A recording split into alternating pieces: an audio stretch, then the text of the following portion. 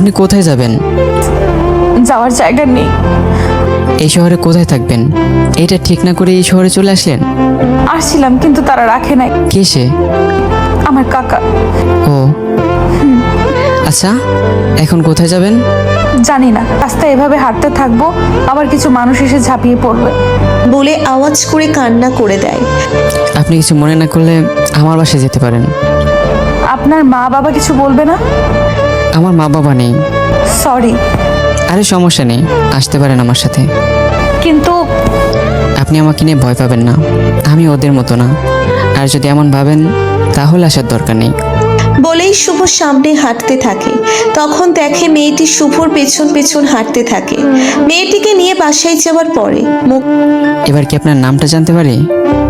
মুক্তা। ও আপনার নাম কি? শুভ। ও, আপনার মা বাবা কোথায়? মা আছে কিন্তু বাবা নাই। ও হ্যাঁ। আচ্ছা, এগুলো খেয়ে নিন। খাবো না। কেন? এমনি।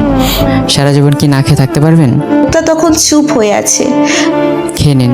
মুক্তা তখন ভেজা চোখগুলো ওড়না দিয়ে মুছে খেয়ে নেয়। খাবার খাওয়ার পরে আপনি এখন কি করবেন ভাবছেন? জানি না। পড়ালেখা করেছেন? হ্যাঁ, কতটুকু? ইন্টার পরীক্ষা দিছি। ও আচ্ছা, আমি দেখব কোনো চাকরি জোগাড় হয় কিনা। ওকে। আপনি কেন শুয়ে পড়েন, আমি সোফায় ঘুমাবো। বলে একটা কম্বল নিয়ে সোফায় শুয়ে পড়ে। সকালে শুভ ওঠার আগে মুক্তা উঠে বসে আছে। শুভ উঠে রান্না করতে যাবে এমন সময় মুক্তা শুভর কাছে গিয়ে বলে, আমি রান্না করতে পারি। আপনার মন খারাপ, এখন শুয়ে থাকুন। আমরা গরিব, এমন কিছু ঘটতেই পারে বলে মুক্তা আবার চোখের পানি ছেড়ে দেয়। আমি বলছি না আমার সামনে কান্না না করতে। মুক্তা ভেজা চোখে শুভর দিকে ড্যাব ড্যাব করে তাকিয়ে থাকে। এখন যাও। না, আমি কান্না করব। বলেই শুভকে ধাক্কা দিয়ে সরিয়ে চুলার দিকে গিয়ে দাঁড়ায়। শুভ তখন মুক্তার পেছনে দাঁড়িয়ে দাঁড়িয়ে রান্না করা দেখছে।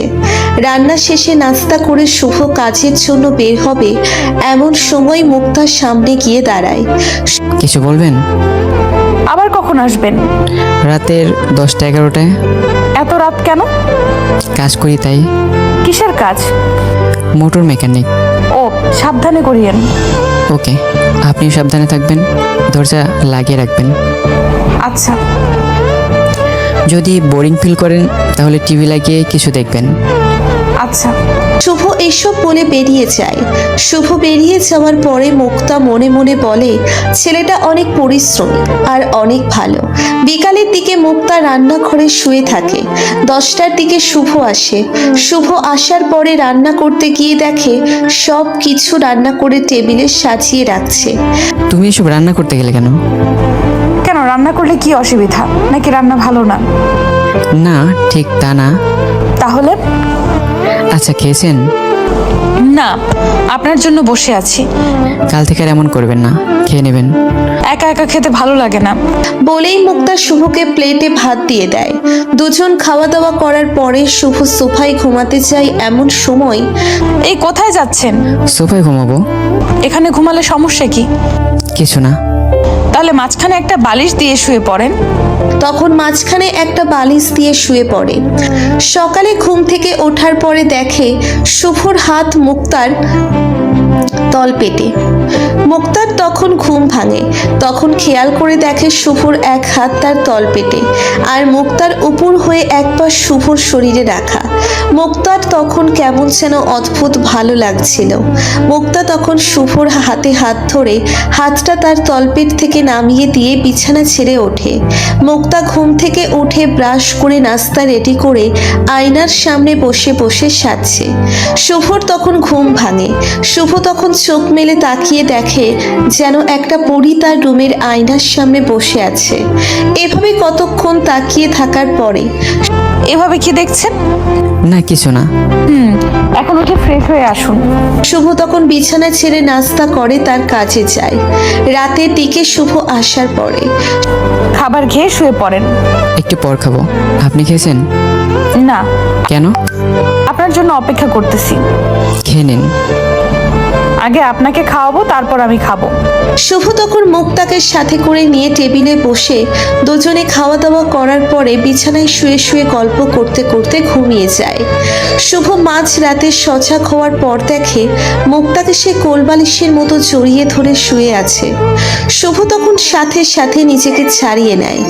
শুভ তখন মুক্তাকে খেয়াল করে দেখে সে অঘরে ঘুমোচ্ছে। ঘুমের মধ্যে কাউকে এত সুন্দর লাগে সে জানতো না। শুভ এসব ভেবে অপর পাশ হয়ে শুয়ে পড়ে। প্রতিদিনের মতো নাস্তা রেডি করার পরে মুক্তা শুভকে ডেকে ঘুম থেকে ওঠায়। শুভ নাস্তা করে সে তার কাজের উদ্দেশ্যে বের হয়ে যায়। রাতে 12:30 বেজে গেছে, শুভ এখনো আসছে না। মুক্তার খুব ভয় আর চিন্তা হচ্ছে। রাত 1টার সময় দরজায় নক করার পরে মুক্তা দৌড়ে এসে দরজা খুলে দেখে শুভ হাতে ব্যান্ডেজ করা। হাতে কি হয়েছে? কেটে গেছে। কিভাবে? গাড়ির ধাক্কা লেগেছিল। সাবধানে থাকতে পারেন না? সাবধানে ছিলাম। সাবধানে থাকলে এসব কিভাবে হলো? গাড়ি ড্রাইভারের চোখে হয়তো ঘুম এসে পড়েছে। মুক্তা তখন শুভকে 2 হাত দিয়ে ধরে বিছানায় বসায়। বিছানায় বসানোর পরে একটা ভেজা গামছা দিয়ে শুভর সারা শরীর মুছে দিচ্ছে। শুভর কাছে মনে হচ্ছে যেন এটা তার বউ। হয়েছে তো, আর মুছতে হবে না। এখানে বসেন, আমি খাবার নিয়ে আসছি। খেতে মন চাইছে না। না খেলে ওষুধ কিভাবে খাবেন? শুভ চুপ হয়ে থাকে। মুক্তা তখন প্লেটে সবকিছু নিয়ে এসে নিজের হাতে মেখে শুভকে খাইয়ে দিচ্ছে। শুভ প্রথম না করছিল, কিন্তু এখন মনে চাইছে শুধু আজকের জন্য না, সারা জীবনের জন্য মুক্তার হাতে খেতে। শুভকে খাইয়ে দেওয়ার পরে মুক্তাও খেয়ে শুভকে সাথে করে নিয়ে শুয়ে পড়ে। এভাবে কয়েকদিন চলার পরে একদিন শুভ মুক্তাকে বলে, আমার সাথে এক জায়গায় যেতে পারবেন? কোথায়? একটা বিয়ের অনুষ্ঠানে। আমি যাব কেন? ওরা বলছিল যেন তোমাকে নিয়ে যাই। আমি যে আপনার সাথে থাকি এটা কি ওরা সবাই জানে? হ্যাঁ। মুক্তা তখন শুভর দিকে রাগি চোখে তাকায়। কি হয়েছে? কিছু না। বলেই মুক্তা রান্নাঘরের দিকে যেতে থাকে। এমন সময় শুভ একটু জোরে বলে, কালকে দুপুরের দিকে সময় মতো রেডি হয়ে নেন। বলেই শুভ কাজে চলে যায়। দুপুরের দিকে শুভ বাসায় এসে দেখে মুক্তা শাড়ি পরে সেজে বসে আছে। নীল শাড়িতে মুক্তাকে একদম অপ্সরীর মতো লাগছিল। এভাবে তাকিয়ে আছেন কেন? না, এমনি। ও, ওখানে গিয়ে আমাকে তুমি করে বলতে হবে। কেন? তুমি করে বলবা? আচ্ছা। বিয়েতে যাওয়ার পরে শুভর ফ্রেন্ড এসে ভাবি কেমন আছেন? মুক্তাকে ভাবি বলে ডাকার পরে মুক্তা শুভর দিকে তাকায়। শুভ তখন অন্যদিকে চেয়ে থাকে। হ্যাঁ ভালো, আপনি কেমন আছেন? হ্যাঁ ভালো। শুভর বন্ধু শুভ আর মুক্তাকে একটা রুমে নিয়ে যায়। রুমে নিয়ে যাওয়ার পরে শুভ, ভাবিকে নিয়ে এখানে বসে গল্প কর। বলেই শুভর বন্ধু শুভ আর মুক্তাকে রুমে রেখে চলে যায়। এই, আমি আপনার কি হই?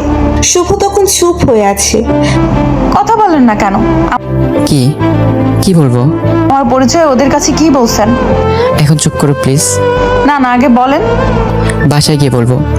না, এখন বলতে হবে, না হলে আমি কিচ্ছু খাবো না। বলেই ঠোঁট বাঁকিয়ে অন্যদিকে চেয়ে থাকে। ওরা সবাই জানে তুমি আমার বউ। মানে? হ্যাঁ।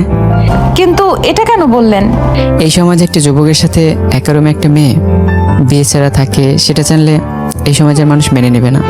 তার জন্য এটা বলতে হবে? শুভ তখন মুক্তার দিকে অসহায় দৃষ্টিতে চেয়ে থাকে। শুভর এমন চাহনি দেখে মুক্তা হেসে দেয়। হাসো কেন? তুমি ভয় পাইছো তাই? আমি ভয় পাই না। হইছে হইছে, আর ভাব নিতে হবে না। বলে খেয়ে গাড়ি করে বাসায় চলে আসে। বাসায় আসার পরে শুভ সন্ধ্যার দিকে বাসার বাহিরে যাবে, তখন মুক্তা দরজায় 2 হাত দিয়ে আটকিয়ে, এখন কোথায় যান? কাজে। কেন? এমনি। এত কাজ করে যে টাকা জমাচ্ছেন সেগুলো কার জন্য? ভবিষ্যতের কথা ভেবে। নিজেকে নিয়ে একটু ভাবেন। আর এখন থেকে সকাল 10টায় কাজে যাবেন আর বিকাল 4টার আগে বাসায় ফিরবেন। মুক্তার মুখ থেকে এসব কথা শুনে শুভ মুক্তার দিকে চেয়ে আছে। হনুমানের মতো এভাবে না তাকিয়ে থেকে শুয়ে থাকেন। তুমি এখন কি করবা? ছাদে গিয়ে বসে থাকবো।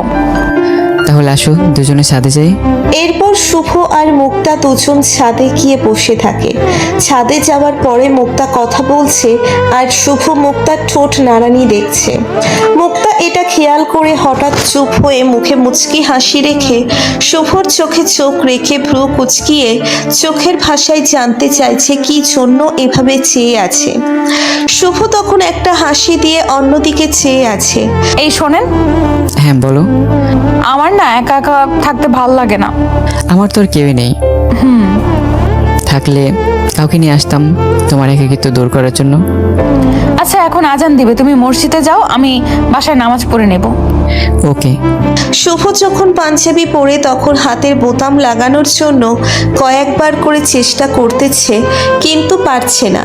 মুক্তা তখন এসে শুভর পাঞ্জাবির বোতাম ঠিকঠাকভাবে লাগিয়ে দিচ্ছে আর শুভ ভাবছে মুক্তা যদি সারা জীবন এভাবে বোতাম লাগিয়ে দিত। এই মিস্টার, হয়ে গেছে, সাবধানে রাস্তা চলাচল করবেন। আচ্ছা। নামাজ পড়ে একদম সোজা বাসায় আসবেন, আবার কোথাও দেরি করবেন না। ওকে। শুভ তখন বের হয়ে আর মুক্তা দরজায় দাঁড়িয়ে শুভকে দেখছে আর ভাবছে, আল্লাহ, এমন সহজ সরল মানুষটা না থাকলে হয়তো আমি আজ এই পৃথিবীতে বাঁচতে পারতাম না। মুক্তা নিজেকে নিজে প্রশ্ন করছে। আমি ওর সাথে সারাক্ষণ থাকি, সারা রাত এক বিছানায় ঘুমাই, কিন্তু আজ পর্যন্ত কোনো সমস্যা হয় নাই বা কোনো লোভী দৃষ্টিতে দেখে নাই। আল্লাহ, তুমি ওরে ভালো রাখো। বলেই নিচে নিচে চোখের পানি ফেলে দেয়। মুক্তা ফ্রেশ হয়ে নামাজ পড়ে শুভর অপেক্ষায় বসে আছে। শুভ নামাজ পড়ে রাস্তা দিয়ে হাঁটছে আর ভাবছে, মুক্তার মতো এমন একটা মায়াবী মেয়েকে জীবনসঙ্গী হিসেবে পেলে কত ভালো হতো। সারা জীবন ওর সাথে থাকতে পারতাম আর ওর চোখের চাহনিতে হারিয়ে যেতাম। এসব ভাবতে বাসায় এসে দরজা নক দেওয়া পরে মুক্তা দরজা খোলে। এগুলো কি আনছেন?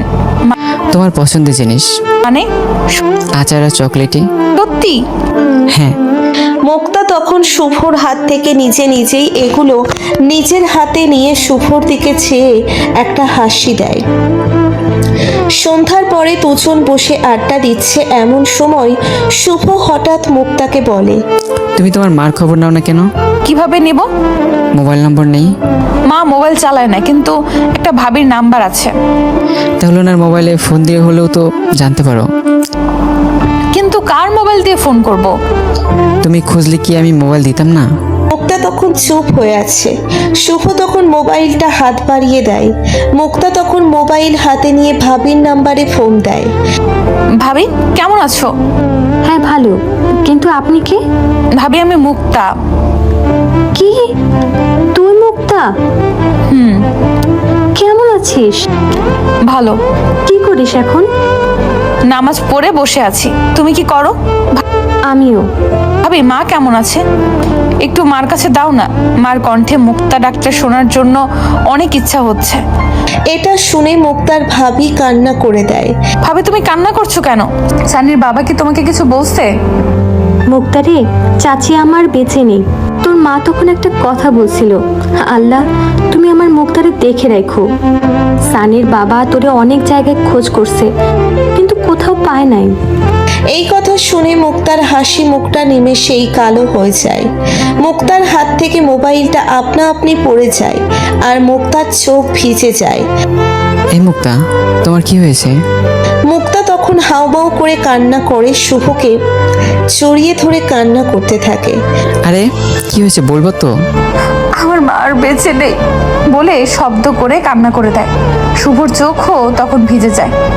মুক্তা, সবাই তো চিরদিন বেঁচে থাকে না, প্লিজ এখন আর কান্না করো না। আমার এই একটা মানুষই ছিল যে আমাকে সব সময় কেয়ার করতো, এখন এগুলো কে করবে? আল্লাহ, তুমি এত নিষ্ঠুর কেন? আমার মারে কিনা নিয়ে নিলে, আমার মারে কি না নিলে পারতে না? আমি এখন কি নিয়ে বেঁচে থাকবো? কার আশায় বাঁচবো? আমাকে কে ভাত মাখিয়ে খাইয়ে দিবে রে মা? শুভ তখন কান্না করে দেয়। কতক্ষণ পরে শুভ মুক্তাকে ভেজা তোয়ালে দিয়ে নাক মুখ মুছে বসিয়ে প্লেটে ভাত এনে মুক্তাকে খাইয়ে দেওয়ার জন্য হাত এগিয়ে নেয়। আমি খাবো না। কেন? জানেন না আপনি? মুক্তা, তুমি এই পরিস্থিতির শিকার। আজকের আমি সেই 7 বছর থেকে মা বাবা দুজনকে হারিয়ে এতিমখানাতে বড় হয়েছি। রাস্তাঘাটে সবাই আমাদের মতো মানুষগুলোকে আবর্জনা মনে করে। মানুষ জানে না এই পথে আসার রহস্যটা কী। মানুষেরা জানার চেষ্টাও করে না। পৃথিবীতে সবাই চিরস্থায়ী না, সবাইকে একদিন মৃত্যুস্বাদ গ্রহণ করতেই হবে। এসব বলে বুঝিয়ে শুনিয়ে মুক্তাকে খাওয়ায়। ঘুমানোর সময় গুনগুন আওয়াজে আবারও কান্না করতে থাকে। শুভ তখন মুক্তাকে কাছে টেনে নিয়ে কিছু কথা বলে ঘুম পাড়িয়ে দেয়। শুভ তখন ঘুমিয়ে যায়। সকালে শুভ রান্না করে মুক্তাকে নাস্তা করিয়ে দেয়। নাস্তা করিয়ে দেওয়ার পরে শুভ কাজে যায়। মুক্তা বিকালের দিকে ছাদে গিয়ে হাঁটু পেতে বসে বসে ভাবে, আমাকে কে স্বপ্ন দেখাবে? আমাকে কে নিজের হাতে খাইয়ে দিবে? আল্লাহ, তুমি কি এই মানুষটারে নেওয়ার জন্য এত দরকার ছিল? আমি কাকে নিয়ে বাঁচবো? মা, আমি তোমাকে শেষবারের মতো দেখতে পারলাম না। মা, আমাকে মাফ করে দিও। মা, কত ইচ্ছা ছিল আমাদের একটা সুখী পরিবার হবে, যেখানে কোনো অভাব থাকবে না, সকাল হলে রান্না করার জন্য ভাবতে হবে না। এসব বলে বলে ফুপিয়ে ফুপিয়ে কান্না করছে। আর ওইদিকে শুভ দরজায় নক করে বুঝতে পারছে হয়তো ছাদে গেছে, তাই অন্য দরজা দিয়ে তালা খুলে ভিতরে ঢুকে দেখে, ছাদে গিয়ে দেখে মুক্তা এভাবে কান্না করছে। শুভ পেছন থেকে মুক্তার কাঁধে হাত রাখে। মুক্তা তখন আরেকটু শব্দ করে কান্না করে দেয়। রাতে ঘুমানোর সময় মুক্তা, বলেন। কালকে এক জায়গায় যাব। কোথায়? তুমি একদিন বলেছো না, বড় নদীতে হাঁটতে ভালো লাগে আর বড় বড় ঢেউ দেখতে ভালো লাগে। হ্যাঁ, কালকে সকালে আমরা কক্সবাজারে যাব। আমার মন ভালো নেই। সেখানে গেলে মন ভালো হয়ে যাবে। না গেলে হয় না? আমি গাড়ি ঠিক করে আসছি, কালকে বাসার কাছে এসে থাকবে। আচ্ছা, যাওয়ার সময় কিন্তু নীল শাড়িটা পরবা। ওকে। সকাল হওয়ার পরে মুক্তা পেটিকোট পরে শাড়ি হাতে নিয়ে দাঁড়িয়ে আছে। শুভ রুমে এসে এসব দেখে বলে, শাড়ি পরতে পারো না? না, আর কোনোদিন শাড়ি পরোনি? মা পরায় দিছে বলে অস্ফুট স্বরে চোখের পানি ফেলে দেয়। হ্যাঁ। শুভ তখন হাতের বৃদ্ধ আঙ্গুল দিয়ে চোখের পানি মুছে দিল। শাড়িটা এখানে দাও। মুক্তা তখন হাত বাড়িয়ে শাড়িটা দেয়। শুভ তখন মুক্তাকে শাড়ি পরিয়ে দেয়। এই কান্না করবো না বলে দিলাম। মুক্তা তখন শুভর দিকে ড্যাব ড্যাব করে তাকিয়ে থাকে। সব কিছু নিয়েছো? তাহলে চলো। আপনার পাঞ্জাবির বোতাম লাগানো হয় নাই। তোমার জন্য রাখছি। মানে? তুমি লাগিয়ে দিবে তাই। মুক্তা তখন ভেজা চোখে মুচকি হেসে শুভর কাছে এসে উকি দিয়ে বোতামগুলো লাগিয়ে দেয়। শুভ তখন মুক্তাকে নিয়ে গাড়িতে ওঠে। গাড়ি তার নিজস্ব গতিতে চলছে আর মুক্তা জানালার পাশে বসে আছে। খোলা চুলে শুভর দেখা শ্রেষ্ঠ সুন্দরী এখন তার পাশে বসে আছে। কতক্ষণ পরে মুক্তা মাথা হেলিয়ে শুভর কাঁধে মাথা রাখে। শুভ চুলের মাতাল করা ঘ্রাণে সেও ঘুমিয়ে যায়। গন্তব্যস্থানে আসার পরে মুক্তা চোখ মেলে তাকিয়ে দেখে মুক্তা এক হাত দিয়ে শুভর ডান হাতটা জড়িয়ে ধরে কাঁধে মাথা রেখে আছে, আর শুভ মুক্তার মাথার সাথে মাথা লাগিয়ে রাখছে। মুক্তা তখন হাতটা ছাড়িয়ে নিয়ে হালকা করে শুভর মাথাটা ওঠানোর সময় দুজনের চোখে চোখ পড়ে। মুক্তা তখন নিচের দিকে লজ্জা পাওয়ার মতো চেয়ে থাকে। মুক্তার এমন চাহনি দেখে শুভ মনে মনে বলে, আল্লাহ, কিভাবে একটা মানুষ এত সুন্দর হয়। দুজন গাড়ি থেকে নামার পরে একটা ফ্ল্যাটের দিকে যায়, যেখানে কাপলদের রুম ভাড়া দেওয়া হয়। আমাদের একটা রুম লাগবে। স্যার, কিছু মনে করবেন না, আপনাদের মাঝে কিসের সম্পর্ক? শুভ তখন মুক্তার দিকে তাকায়। আমরা স্বামী স্ত্রী। বলেই শুভর এক হাত জড়িয়ে ধরে মুক্তা। শুভ তখন মুক্তার দিকে অবাক চোখে তাকায়। মুক্তা তখন শুভকে চোখের ভাষায় সামনের দিকে তাকাতে বলে। রুমে নেওয়ার পরে রুমে প্রবেশ করার পরে এখানে এটা বলছো কেন? কি বলছি? আমরা স্বামী স্ত্রী। এটা না বললে কি আমরা এখানে বাসা পাইতাম? সারা রাত রাস্তায় কাটানো লাগতো। সত্যি সত্যি হওয়া যায় না? বিড়বিড় করে কি বলছেন? না, কিছু না। এটাই ভালো। দুজনে শোয়ার পরে আজকে কেন জানি ঘুম আসছে না। কেন? জানি না। ও হ্যাঁ, আপনি কি কোনো গল্প পারেন না? পারি। তাহলে বলেন। এখন? তো কখন? পরে হলে হয় না? আমার এখন ভালো লাগছে না। আর আপনি পরে গল্প শুনে কি করবেন? এখন শোনালে শোনান, না শোনালে নাই। বলেই ঠোঁট বাঁকিয়ে ভেঙচি কেটে অন্য পাশে মুখ করে চিত হয়ে শুয়ে থাকে। আচ্ছা বলি। ওকে বলেন। কিছু মনে করা যাবে না। ওকে আগে বলেন। ক্লাস 2-তে একটা পিচ্চি মেয়ে উঠে দাঁড়িয়ে বলছে, টিচার টিচার, আমার আম্মু কি প্রেগনেন্ট হতে পারবে? টিচার বললেন, তোমার আম্মুর বয়স কত সোনা? পিচ্চি বলল, 40। টিচার বললেন, হ্যাঁ, তোমার আম্মু প্রেগনেন্ট হতে পারবেন। পিচ্চি এবার বলল, আমার আপু কি প্রেগনেন্ট হতে পারবে? টিচার বললেন, তোমার আপুর বয়স কত সোনা? এবার পিচ্চি বলল, 18। আবার টিচার বলল, হ্যাঁ, তোমার আপু প্রেগনেন্ট হতে পারবে। পিচ্চি এবার বলল, আমি কি প্রেগনেন্ট হতে পারবো? টিচার এবার হেসেই বললেন, তোমার বয়স কত সোনা? আবার পিচ্চি বলল, 8। এবার টিচার বললেন, না সোনা, তুমি প্রেগনেন্ট হতে পারবে না। এই কথা শোনার পর পেছন থেকে ছোট্ট বাবু পিচ্চিকে খোঁচা দিয়ে বলল, শুনলে তো, আমি তো তখনই বলেছি আমাদের চিন্তা করার কিচ্ছু নেই। শুভ মুক্তার এই হাসিটা আজ প্রথম দেখছে। ইচ্ছে করছে জড়িয়ে ধরে অনেক কাছ থেকে বাঁকা দাঁতের হাসি দেখতে আর ঠোঁটের কোণে তিলটাতে চুমু খেতে। এই কি ভাবছেন? কিছু না। এগুলো শিখছেন কোথা থেকে? তোমার দাদাই শিখেছিল, আর বলছিল আমার নাতিটাকে সময় মতো হাসি মুখে রাখবে। হয়েছে, আর বানিয়ে বানিয়ে বলা লাগবে না, এখন ঘুমিয়ে যান। Good night. তখন দুজন ঘুমিয়ে যায়। মাঝরাতে মুক্তা দেখে শুভর মুক্তার পাশে এসে মুক্তাকে জড়িয়ে ধরে মুক্তার ঠোঁট কামড়ে ধরেছে। মুক্তা তখন ঘুম থেকে লাফ দিয়ে ওঠে। ঘুম ভেঙে উঠে দেখে শুভ মুক্তার কোমরের দিকে এক হাত দিয়ে আর একটা পা মুক্তার পায়ের উপর দিয়ে অঘরে ঘুমুচ্ছে। মুক্তা শুয়ে শুভর দিকে চেয়ে নিজে নিজে একটা হাসি দেয়। মুক্তা তখন ভাবে, ওর মতো কোনো মানুষ হয় না।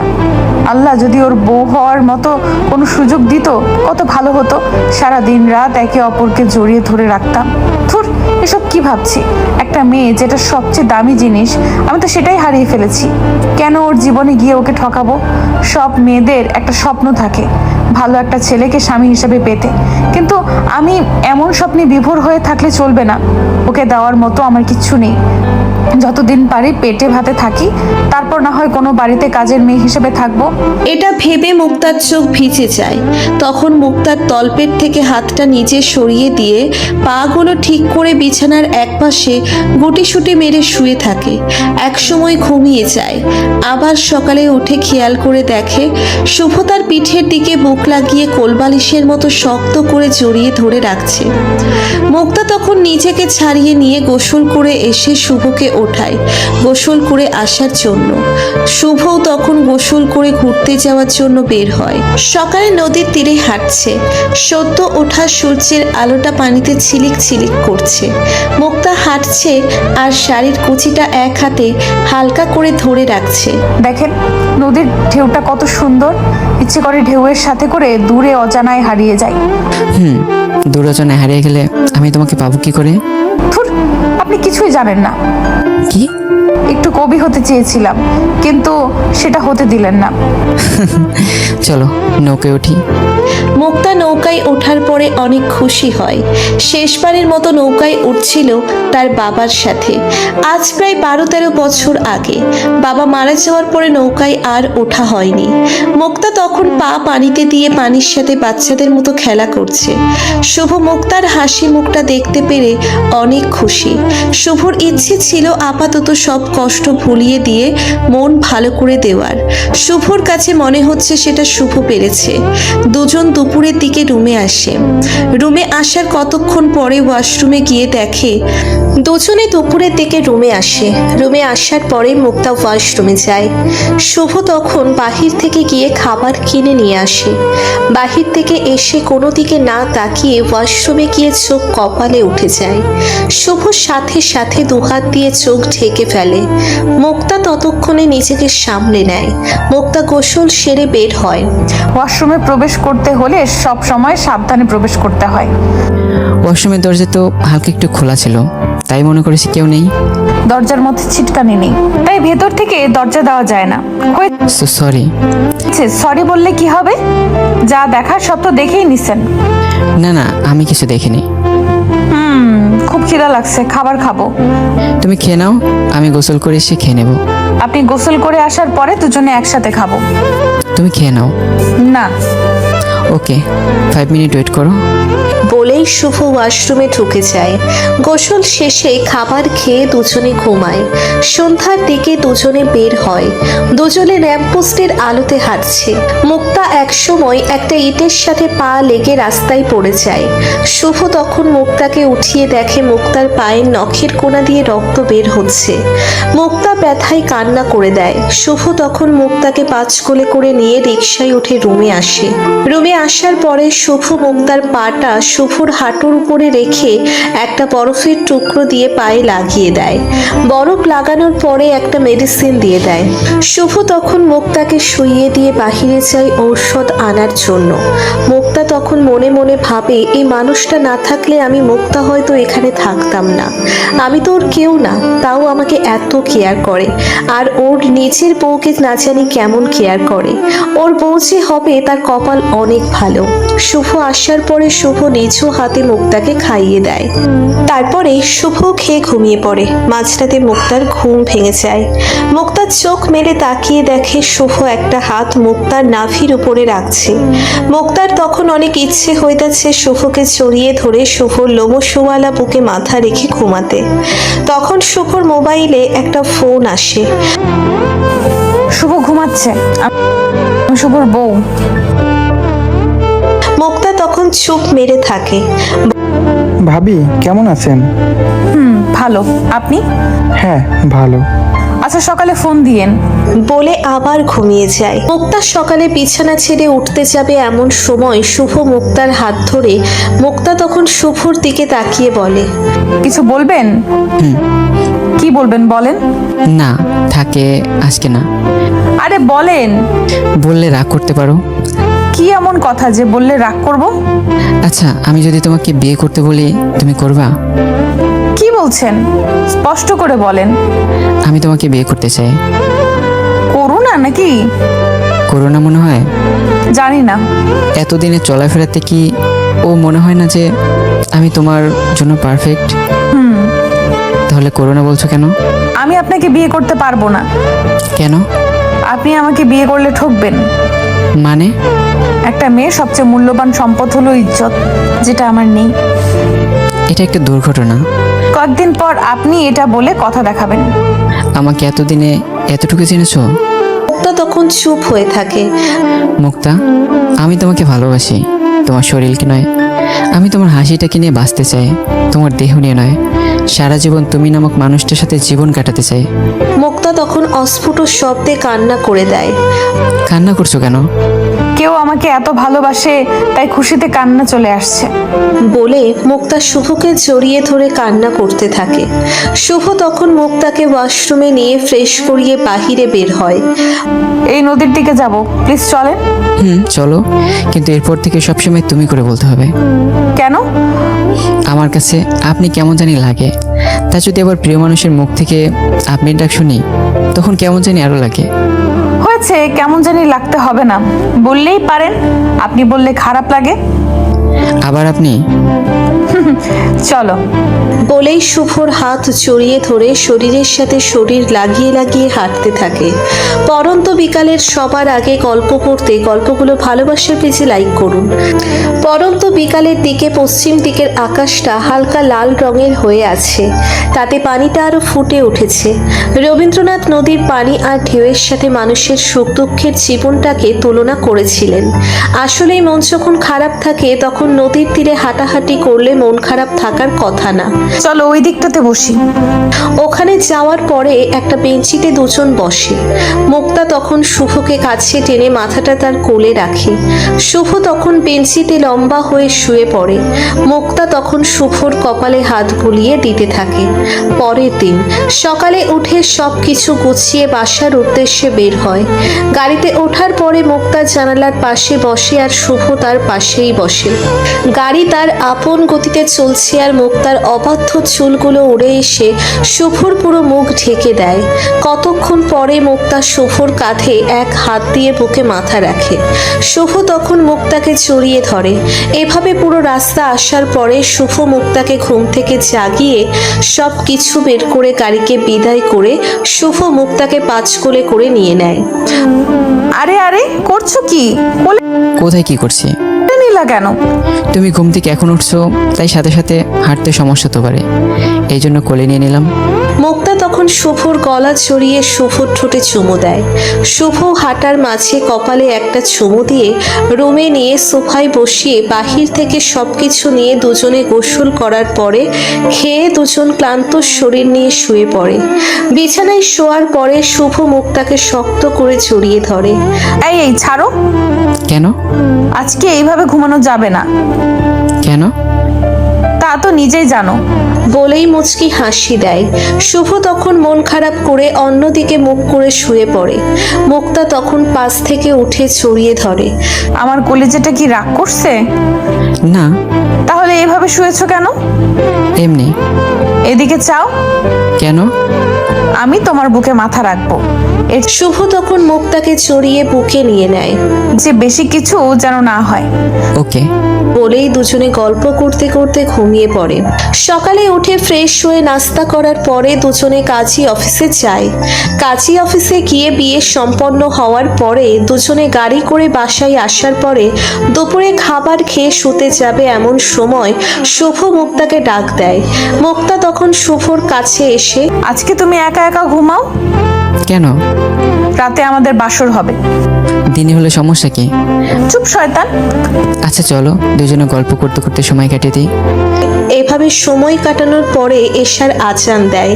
মুক্তা তখন শুভকে নামাজ পড়তে পাঠায়। শুভ নামাজ পড়ে আস্তে আস্তে 9টা বাজে। মুক্তা ততক্ষণে নামাজ পড়ে বিছানা গুছিয়ে ঠিক করে রাখে। দরজায় নক করার পরে মুক্তা দরজা খোলে। মুক্তা শাড়ি পরে দাঁড়িয়ে আছে আর শুভ ড্যাব ড্যাব করে বড় চোখে তাকিয়ে থাকে। এইভাবে চেয়ে থাকতে হয় নাকি? তোমাকে অনেক অনেক সুন্দর লাগছে। একটা মানুষ এত সুন্দর হয়, সেটা কেউ না দেখলে বুঝতে পারবে না। কেউ দেখতে হবে না, তুমি দেখলেই হবে। বলেই মুক্তা হাসি দেয়। শুভ তখন ঠোঁটের কোণে তিলের সাথে পাকা দাঁতের হাসিটা দেখে আর কন্ট্রোল করতে না পেরে মুক্তাকে জড়িয়ে ধরে। মুক্তাও শুভকে জড়িয়ে ধরে। শুভ মুক্তাকে পাঁচ কোলে করে নিয়ে বিছানায় নিয়ে ফেলানোর পরে মুক্তা শুভর পাঞ্জাবির কলার ধরে ঠোঁটের সাথে ঠোঁট মিলিয়ে নেয়। ভালো থাকুক এমন পবিত্র ভালোবাসা। ভালো থাকবেন।